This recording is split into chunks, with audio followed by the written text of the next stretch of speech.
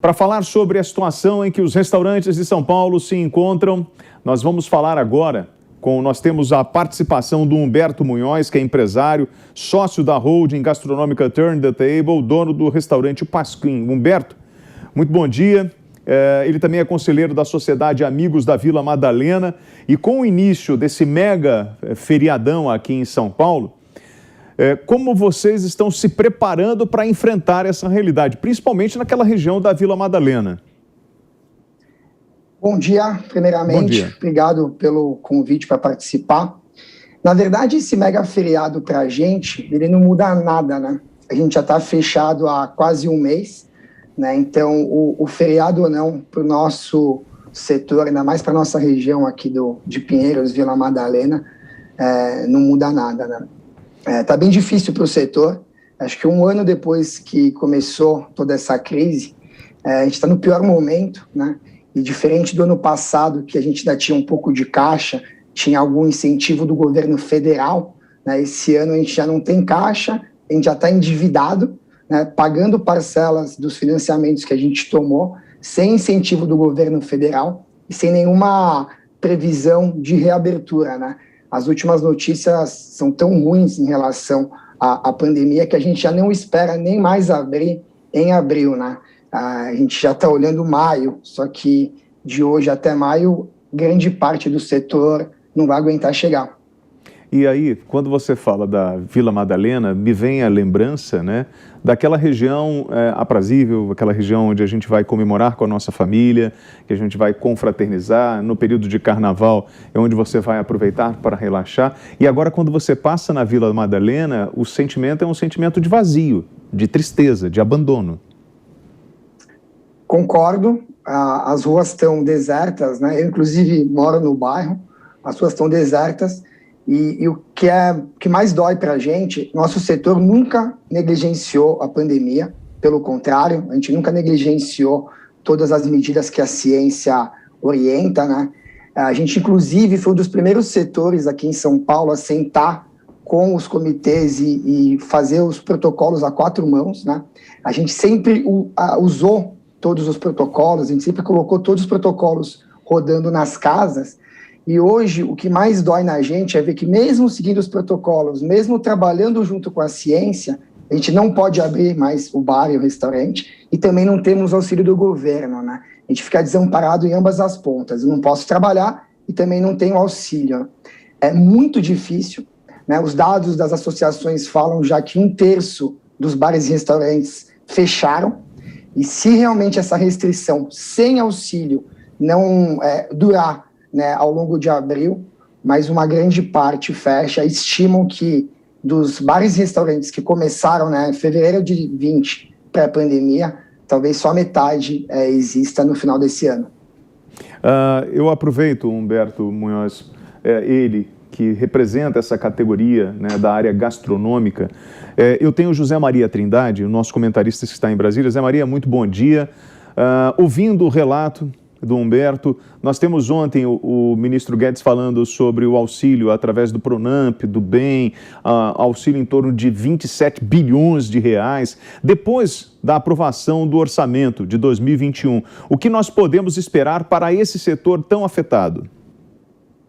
Pois é, olha, o ministro Paulo Guedes fez um pronunciamento na Câmara para os deputados, assim, muito equilibrado, que ele diz de que é preciso, sim, ajudar aí os empresários e os cidadãos em geral, mas é preciso cuidar do equilíbrio das contas públicas. Se não houver equilíbrio no orçamento, aí o mercado vai entender que o Brasil não poderá, no futuro, honrar com os compromissos, ou seja, pagar a dívida, e fica impossível rolar a dívida que em 2020,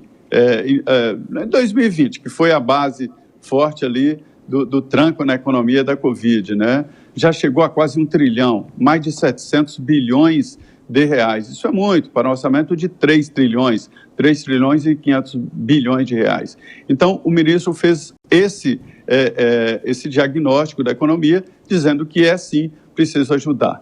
Além do salário emergencial, a economia brasileira foi irrigada com 60 bilhões de reais através de repasses aos estados e municípios. Além disso, o financiamento de juros, né, juros subsidiados para empresas, e o auxílio emergencial, né, que jogou na economia mais de 200 bilhões de reais, e lá na base, desde o município. Então, isso garantiu para que a economia do Brasil não caísse muito mais de 4,1%.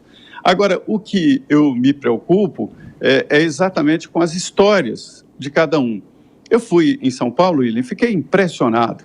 As faixas de aluga-se e vende-se aumentaram e muito. Estão se sobrepondo às propagandas dos comércios ainda em funcionamento. Isso é um mau sinal. A economia é como uma roda, aquela famosa roda da fortuna. E a roda, quando para, cai. E retomar as engrenagens da economia é muito complicado. Haverá a necessidade de um grande plano Brasil, né, para retomar essa economia que foi paralisada. A responsabilidade de parar uma locomotiva como São Paulo é muito grande. E é um caso único, não se tem. Nem na guerra, nem no pós-guerra, a economia foi paralisada a esse ponto, né? Então, ninguém sabe o que vai acontecer no pós-pandemia. É, sim, uma grande preocupação, e não estou aqui discutindo entre economia e vida, economia e saúde, não. Eu acho que os dois podem coexistir. E o José Maria Trindade sempre foi a favor do não lockdown, ou seja, da abertura com controle. Inclusive o Humberto, que está com a gente, que é o representante da área de gastronomia. Humberto, esse setor investiu muito para atender às exigências da vigilância sanitária, como, por exemplo, tapete higiênico, uso de shield, luvas, treinamento do pessoal, álcool gel em todas as mesas, distanciamento entre mesas, e tudo isso não é o suficiente para o poder público para que você consiga manter o seu espaço aberto? Justamente é isso que dói, né? A gente, de novo, foi um dos primeiros setores a sentar com o governo, prefeitura aqui em São Paulo. A gente fez a 4 mãos os protocolos. Para você ter ideia, a gente tem 10 operações rodando.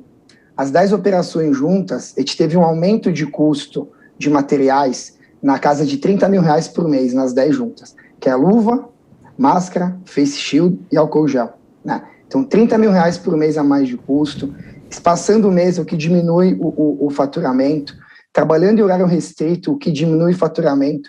Ainda assim, né, o governo entende que a gente não pode continuar aberto, né? Eu não sou cientista, mas é só você olhar os trens e os metrôs, né? Olhar as estradas nos feriados, olhar os supermercados, e dá para entender que o nosso setor não é o vilão, né? A gente defende uma bandeira que, inclusive, a gente é parte da solução, porque uma vez que você tem o nosso setor aberto, seguindo os protocolos, você evita que as pessoas se aglomerem nas casas, nas ruas, nos parques, e você tem um maior controle dessa questão da epidemia. O entretenimento, os encontros das pessoas são inevitáveis, né? Então, já que eles vão acontecer, que aconteçam dentro do nosso setor, seguindo os protocolos, né? Agora, eu queria pedir ao Humberto e o José Maria Trindade, eu tenho uma reportagem agora, que ela fala justamente de um outro item que acaba contribuindo para piorar a situação do brasileiro, que é o aumento no preço dos alimentos, que tem preocupados a todos nós. Em especial, quem é dono de restaurante, como o Humberto, que tem que repassar esse gasto para o consumidor. A ministra da Agricultura, Tereza Cristina, também mostrou preocupação com o aumento no preço de commodities. A reportagem é do Marcelo Matos. A inflação em 2020 foi puxada pelos alimentos. Quem faz compra tem a real noção da alta constante de preços. A pandemia levou o consumo interno, mas, sobretudo, as exportações mantiveram o agronegócio sem crise. E o cenário se mantém em 2021. No Senado, a ministra da Agricultura, Tereza Cristina, reforçou a tendência da valorização das commodities, em especial milho e soja. O aumento substancial de preços de praticamente todos os produtos e a sua manutenção em patamares elevados. Aumento geral dos preços das commodities, não só agrícolas. Vemos aí o caso do aço, com aumento de 45% em dólar. Nos preocupa especialmente o milho e a soja, com grande demanda e impacto nos preços das carnes, ovos e leites. Na reunião da Comissão de Agricultura, a ministra Tereza Cristina colocou que o aumento das importações pela China e a taxa de câmbio no Brasil tem favorecido fortemente as exportações. Com o foco nos preços internacionais, o mercado interno divide a produção e recebe o impacto dos preços mais altos. Bom, e aí eu vou para o Humberto Munhoz, que é o homem da gastronomia, que é desse setor. Estou também com o José Maria Trindade, nosso comentarista direto de Brasília. Depois de uma reportagem como essa, Zé e Humberto, nós conversamos ainda há pouco, né, com o Percival sobre o delivery. Ele corresponde a 30%, de 20% a 30% do faturamento de um restaurante, se é que chega a isso. E ele não paga a conta. Para além disso, você tem um aumento do preço, você tem um aumento na carne, você tem um aumento no arroz, enfim, em todos os insumos. Tudo contribui, Humberto, para você não continuar mais com o teu negócio. Só para você ter uma ideia, né, a gente olha a inflação, a gente olha às vezes os indicadores macro, né? Eu tenho uma pesquisa da minha cesta de compras, né, específica dos meus restaurantes, né, então não quer dizer que seja uma realidade para todo mundo, né? Eu tenho muita bebida alcoólica importada, que o dólar onerou demais, né, também. Mas para você ter uma ideia, de fevereiro do ano passado, que foi quando a gente fechou, né, fevereiro para março, até hoje, eu tenho uma média de aumento de 15%, com alguns itens batendo 30% a 40%. Né? Isso inviabiliza um negócio, porque é óbvio que eu não consigo repassar isso para a ponta, né? Não consigo repassar quase nada. Né? E além disso, você tem uma situação em São Paulo tão complicada que o governo estadual aumentou o ICMS de algumas coisas no começo do ano. Você tem os aluguéis sendo corrigidos por um IGPM, que está batendo mais de 20% a correção. Você tem uma prefeitura municipal que não te dá nenhum fôlego no IPTU. Você junta tudo isso com o restaurante fechado, assim, eu afirmo que só os heróis vão sobreviver e sem hipocrisia nenhuma. José Maria Trindade. Olha, eu frequento restaurante como consumidor e não sou dono de consumidor, mas eu entendo que o delivery não é restaurante, não tem nada a ver com essa história. Algum restaurante pode se adaptar, mas trata-se de outro sistema, outro modelo de negócios, né? Então, eu acho que não tem nada a ver. Um restaurante, na minha opinião, eu repito, como consumidor, é de que o restaurante, o ambiente é 70%. É muito importante. Daí a minha grande preocupação com o negócio chamado restaurante, que não é só do dono, que é também do frequentador. O frequentador está sendo penalizado, porque ele não tem local para ir, porque é um local público, então é do dono e do frequentador também. Humberto, o presidente do Conselho Federal de Medicina, o Mauro Ribeiro, me disse aqui na Jovem Pan de que não há no mundo inteiro, o presidente do Conselho Federal de Medicina, não há comprovação de que o lockdown funciona. E não há nenhum registro na história da humanidade, algo parecido. Se você ler a Bíblia, vai ver que os Lázaros ficavam isolados, né? Ficavam em lockdown, que é o isolamento, os doentes e não os saudáveis. Então, é uma experiência que está sendo insistida por absolutamente falta do que fazer. Não há, os governantes têm que dar alguma explicação, então é como no filme, né? Prendam os suspeitos de sempre. Esse recado da ministra Tereza Cristina, que eu reputo uma ministra muito competente, é muito importante. Há aí pesando sobre o Brasil variáveis distintas. A primeiro, o alto valor do dólar, né? E isso impacta não só a importação, como também os produtos internos que são exportáveis. E estão aí nesta linha de exportáveis, as commodities que cresceram muito o preço, a soja e o milho. Mas eu não como soja e milho. Come sim, come em produtos derivados da soja e do milho e em ração, que produz carne, produz proteínas, e a exportação. Então, é uma combinação terrível que vai impactar a inflação, e este é o alerta e necessário da ministra Tereza Cristina. E acho que está na hora de acabar com esse lockdown, e entendo que, se o Estado interrompeu os seus lucros, ele é obrigado a suprir. Isto é uma lógica. a Constituição garante a livre iniciativa. E é por isso que eu estou, Humberto, insistindo na frase e na pergunta: quem é que vai pagar por isso? Humberto Munhoz. Putz, eu super concordo, eu até agradeço a oportunidade, porque eu acho que a Jovem Pan dá uma abertura para a gente falar a verdade, né? Isso é maravilhoso, eu acompanho todos os noticiários que vocês podem imaginar do setor, e eu gosto muito da Jovem Pan por dar liberdade para falar a verdade.